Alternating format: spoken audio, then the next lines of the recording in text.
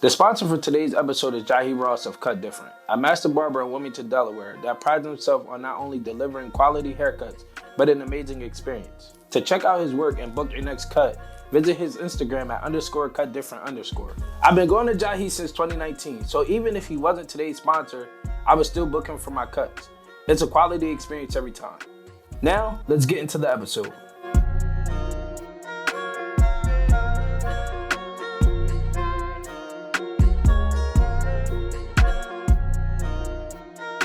Welcome back to episode 5 of I Take the Risk. I'm your host, Corey Bishop, and here we have Isaiah Boone of Debonair Visuals, a videographer and photographer that captures life through his lens.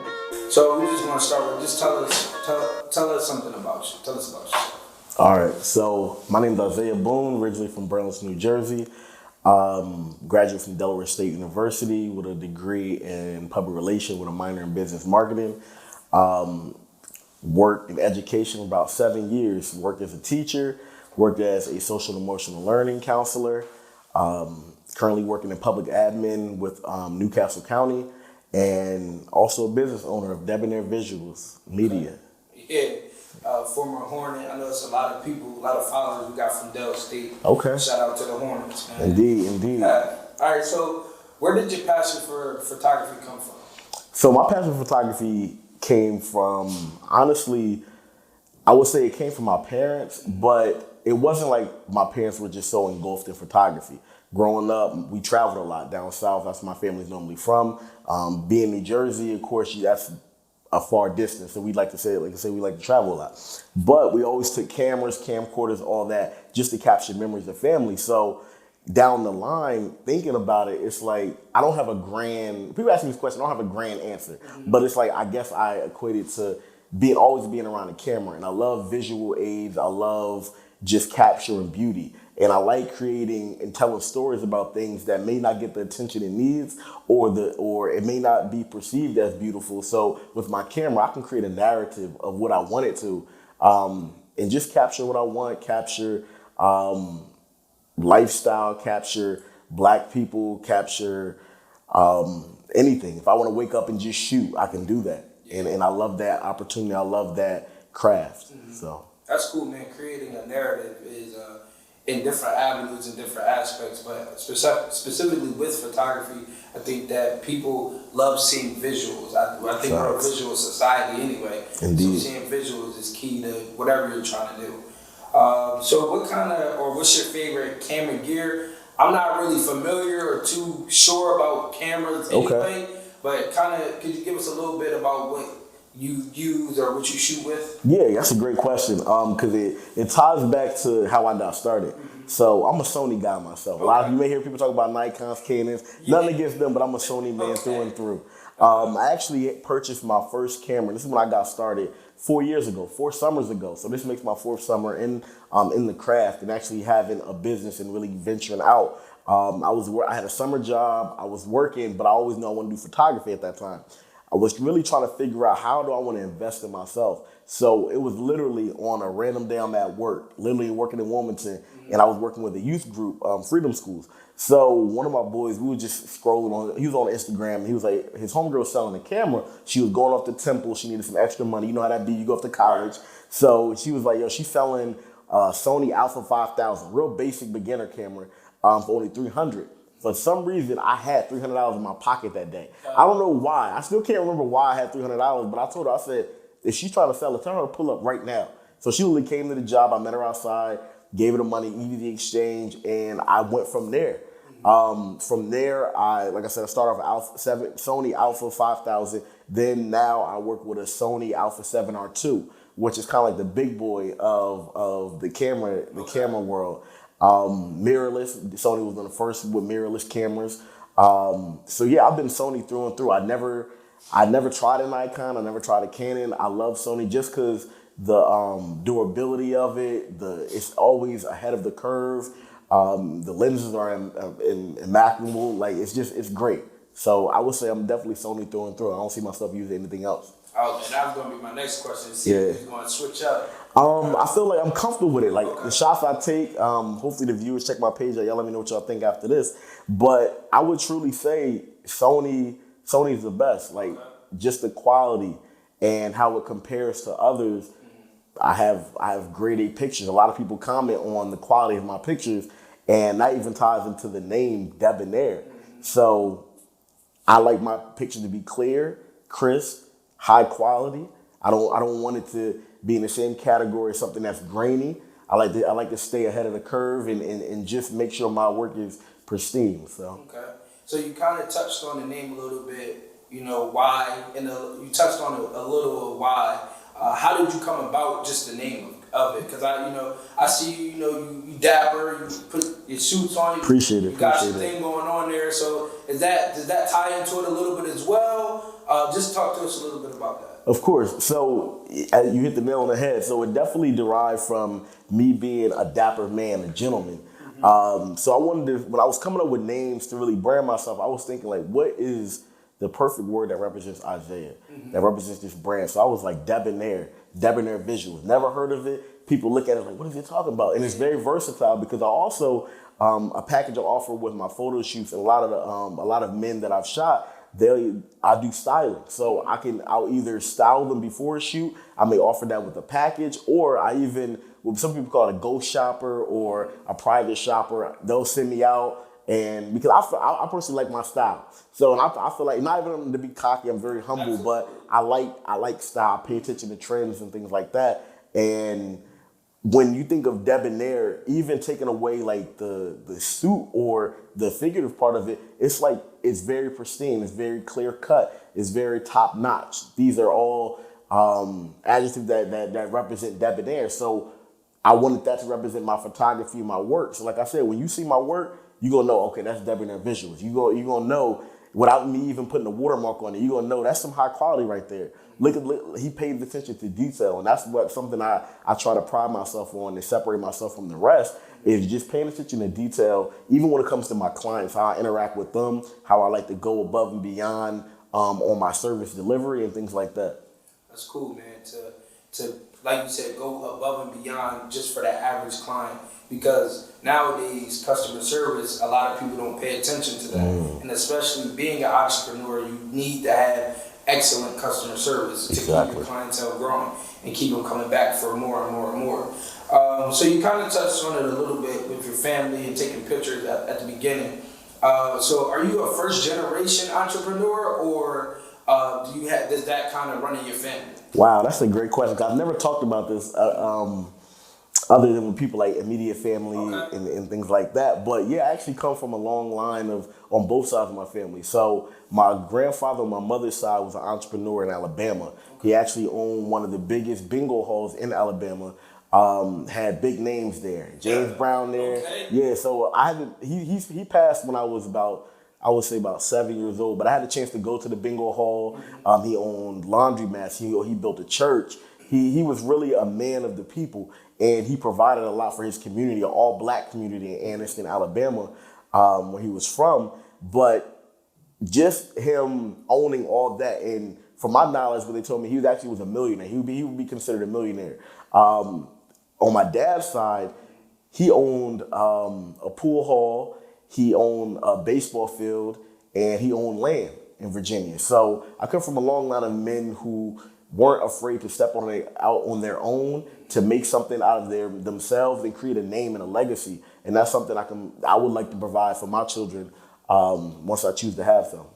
And excuse me, I'm sorry.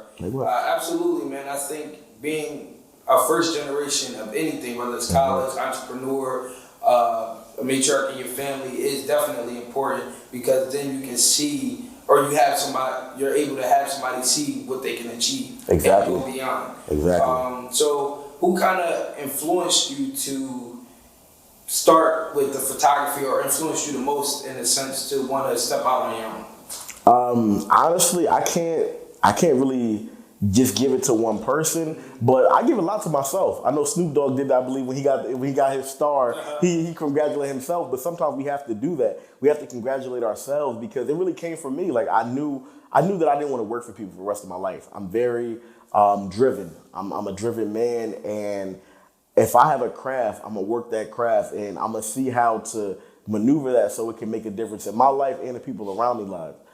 So when I thought about doing photography, there was a couple people who was like, oh, that's not a good business, or is money not gonna be made in it? And I could have listened to those naysayers, but I didn't. I persevered through that. And this is even something for all the viewers to think about. You may have times in your life when you want to start a business or start a venture, and you're gonna have close people, might be your parents, it might be your family, might be your spouse, whoever, your boys, your homegirls, that may tell you, hey, I don't think you should do this right now. I don't think you should do that. But I would say, if you're really passionate about it, like, go forth and do it. Go forth and do it. And I really had to stand on my own too when I started. And don't worry, I had a great support system. I still do now. But I have to really give it to myself, because those nights when things aren't going the best, or those nights when I'm up editing until 2 a.m, or I'm over here traveling New York to DC to North Carolina to do a shoot, I really have myself to think about and really praise myself for continuing to keep going, because I could have quit anytime and just stayed with a 9 to 5. Yeah, I commend. I do follow you, so I commend just your grind and seeing you with, like you said, traveling to different places, shooting different people, becoming, like you said, a man of the people. Like that goes back to your family. So with being a man of the people, I see that you do a lot in the community. So do you want to use photography to give back to the community you serve, in a sense? Great. So this past summer, I had an opportunity to actually get consulted out to teach an 8-week photography program to inner city youth in Wilmington under the CDF, Peter Spencer Family Life Foundation, Freedom Schools at Mother African Church. So it was a great opportunity. I had worked with the capacity of students prior, but it was nice. It's a circle back type of feeling, because, like I said, when I bought my camera, I was working with Freedom Schools. So 4 years later, to be able to now not work that job in the capacity I was, but now to go back and pour back into those kids who, of course, remember me from being in that previous role, but now I'm teaching them photography. I'm teaching them about lighting, about what a subject is, how to angle, how to position, how to hold a camera, the different presets and things like that, and everything. And it was just an experience. Like, even though it was 8 weeks, it went by so fast, but I still find myself reflecting on that time, just pouring into them, because you never know who may want to be a photographer now. Like, when growing up, I never had that. I never had anybody pour into me and say, oh, this is an avenue to really better yourself and to be an entrepreneur and work for yourself. I didn't have that. So it was a great opportunity, and I look forward to doing it again, maybe with a different group, to really teach them about photography. But what I like doing is teaching about the business side of it, because personally, I'm self-taught. But I feel like when you're self-taught, all you need is an eye. If you have an eye for photography, or if you have an eye for a vision and you're a visionary, you'll be amazing in photography. But if you don't have that eye or that vision, then it's going to be a little harder for you, in my personal opinion. So just to be able to teach the business side of it also to young children, people our age, is a blessing. Mm-hmm. Definitely, man. You kind of hit on something with it being hard. Mm-hmm. With that being said, I know when it comes to being an entrepreneur, having hardships or late night grinds, or you're not really having an overhead. It's just you. What kind of hardships did you encounter when you first started with photography? Okay, so I've had quite a few hardships. Not to the point of, I would say, working with clients and clients weren't satisfied. Okay. But I would say my first hardship was having my gear stolen, and I had about it was right outside of my apartment. It was a crazy situation, and it really made me reflect on the craft. But I'm a believer, so my thing is, I look at everything as a lesson. So when that happened, at that time, I put photography before everything. Mm-hmm. I love photography. I worship photography, because that's what my newfound love. But I feel like God he had to sit me down. I hate the way he did it, but I felt like he had to sit me down and say, don't put nobody above me. Mm-hmm. Don't put nobody above me. Don't put this above your family. Don't put this above friendships, anything like that. But prioritize it within that realm. So yeah, I had about $4,000 worth of gear stolen. They stole my camera, they stole my lenses, and it was a harsh time. I was really depressed for probably about a week, because when you really love something, you're passionate about something, and it gets stripping away from you, it's like the SpongeBob meme or the Mr. Krabs meme. It's like, what's happening? Like, what do I do now? Where do I go from now? Because this isn't cheap equipment. This isn't like $200. My camera now costs almost $2,000. A lens, my average lens is like $600, and I got about 3 or 4 of them. So my thing is, it definitely is a craft that you have to invest your money, your time in. So I would say that was one of my biggest setbacks. But I bounced back. I bounced back with the help of my father, and I owe a lot to him for even pouring into and believing. Both parents, but my father really pours into me. We talk frequently just about the new gadgets. He'll look up. Oh, I see a drone out. How you know about drones? And we'll talk about it. He'll pour into me, affirmation wise, financially, and things like that. Or he'll match me. If I'm like, yo, I want to get this, he'll be like, how much you put into it? I'll match it and stuff like that. And I appreciate him for that. But yeah, that was one of my biggest setbacks. And just trying to juggle everything and try to juggle so many jobs and all money isn't good money, and turning down certain jobs because they may go against my morals and things like that. So I would say that was some of my setbacks, just to name a few. Man, it's definitely good to have somebody in your corner, especially when you're in an entrepreneurial space or running a business, because it's always good to have somebody to rely on, whether it's positive, when it comes to being positive, affirmations, money, in a sense, just having a sturdy person to be there for you. So let's kind of talk about some milestones. You said you've been doing this for a couple years now, about 4 years or so. Yep. I know you've hit some milestones. Would you like to share a few? Yeah, I'm trying to think of a few milestones. Like I said, when you start shooting, every shoot starts to become a blur after a while. Okay. But I can truly say, and like I said, I do all my marketing. I do. I'm really like the CEO, and as an entrepreneur, everybody knows that you have to be the janitor, you got to be the marketing exec, you got to be the CEO, the COO, all that. You have to do that, and you have to be that, and you have to show up as that. But I would truly say some of my milestones was shooting for. And sorry if I'm butchering the name. I think his name is Kalani Gavin. I know he's a well-known gospel singer. I had shot him before. I shot at Jay-Z's club, 4040, in the actual Jay-Z suite. Nice. In New York. That was wonderful. That was an experience. I've shot. I'm really trying to think. It's been a few. I hate that I'm blacking out right now and I can't remember. But it's been a couple. It's one girl. She was on, I think, Teen Idol, okay. But she's from Delaware. Okay. I forgot her. I shot her at a festival, at a Wilmington festival. But honestly, I don't put, just because somebody has notoriety, I don't put any client over another client. And like I said, that's why I feel like I'm a photographer for the people. Right. Because yeah, I can shoot somebody who's a household name, but I also put the same amount of effort into every shoot. I tell people, I say, it's not just a shoot, man. You're going to get a vibe. Mm-hmm. We're going to connect. Mm-hmm. I'm very personable.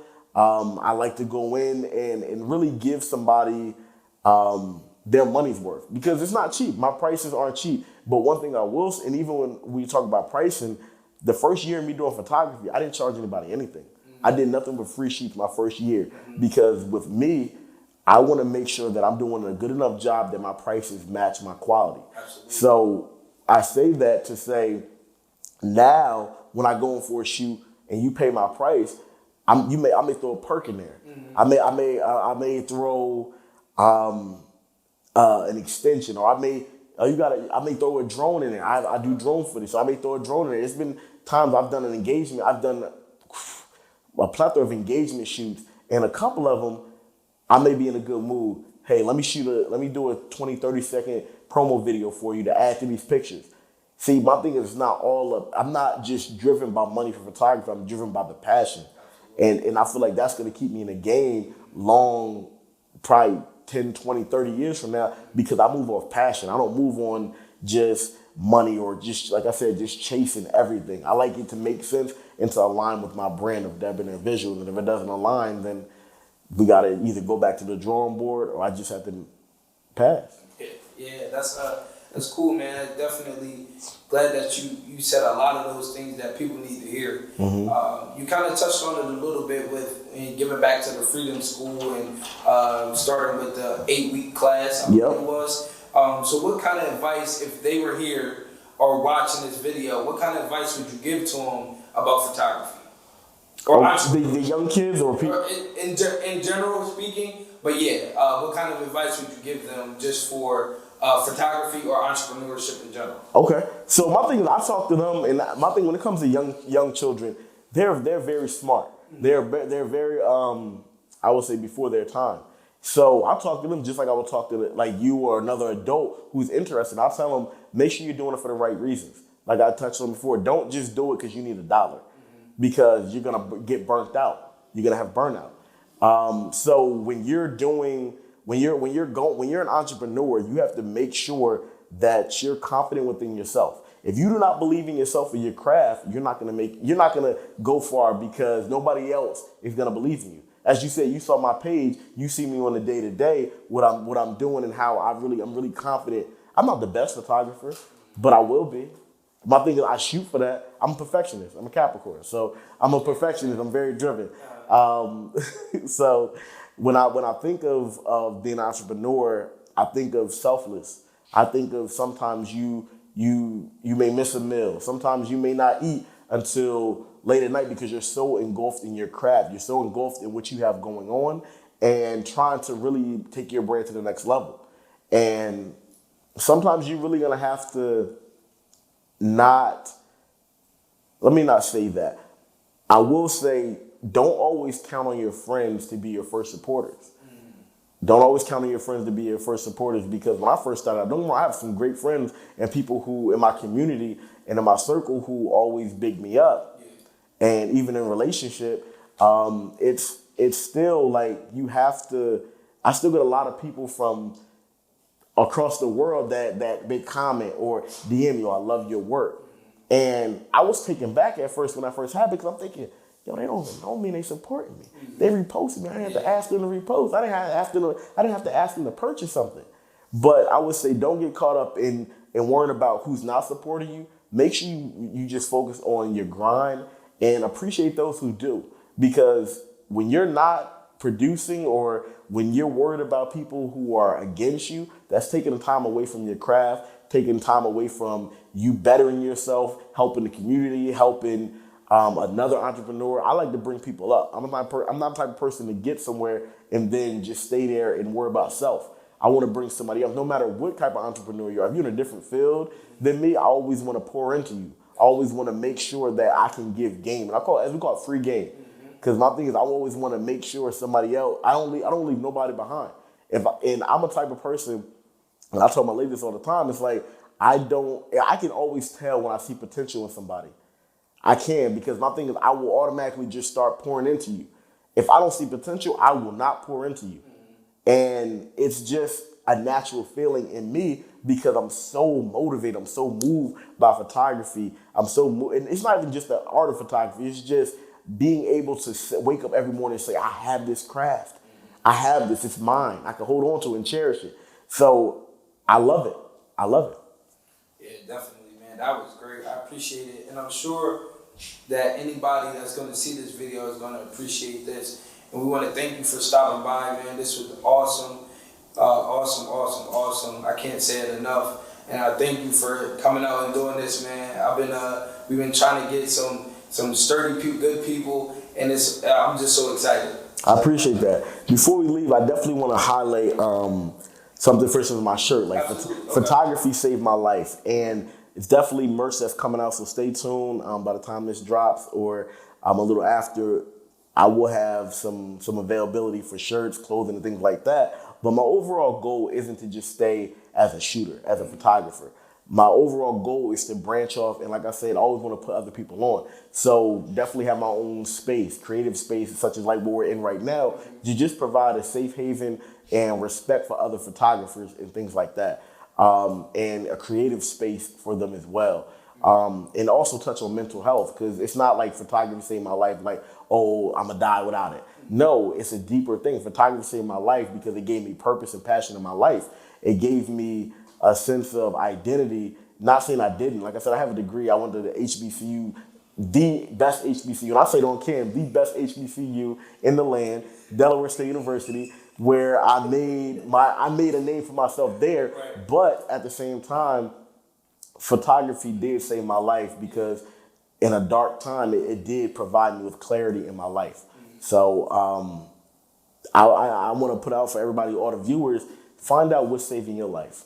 Find out what could save your life. Find out what could really be the bridge to your safe haven, the bridge to you being a creative, a bridge to you creating a legacy for your family. Well, before we wrap it up or before we end, you said you got merch coming out. So where can they find you at or find the merch coming out soon? So follow me on Instagram at Debonair Visuals. I'll probably have a link tree by that time. It's coming out. Still trying to finalize a lot of things, different designs and whatnot. But photography saved my life. It's something on the back too, but it says, trust the process, savor the journey. And that's something that actually came to me literally the other day as I'm sitting on my balcony and it's maybe like 11:30 midnight. And so that's sometimes, and as every entrepreneur knows, it's some of them nights when you just sitting and just zoned out thinking of your next big thing. So I was literally just zoned out, vibing, and I thought about that. And I even put it on my story on Instagram. And I actually got a lot of feedback, a lot of views on that one for some reason. But trust the process, savor the journey, because that ties into Debonair Visuals. Because my thing is, don't look at everything as, like I said, it's a process, but don't forget about what helped you get to that process. And savor the journey. The journey could be people, the journey could be circumstances, the journey could be lessons learned, it can be a plethora of things. But like I said, just make sure you savor that journey so when times get hard, you remember why you're doing this from the beginning. Yeah, absolutely. So again, we want to thank you for stopping by today here on I Took the Risk. We appreciate it. Hopefully, you can watch upcoming episodes. Appreciate you, brother. No problem.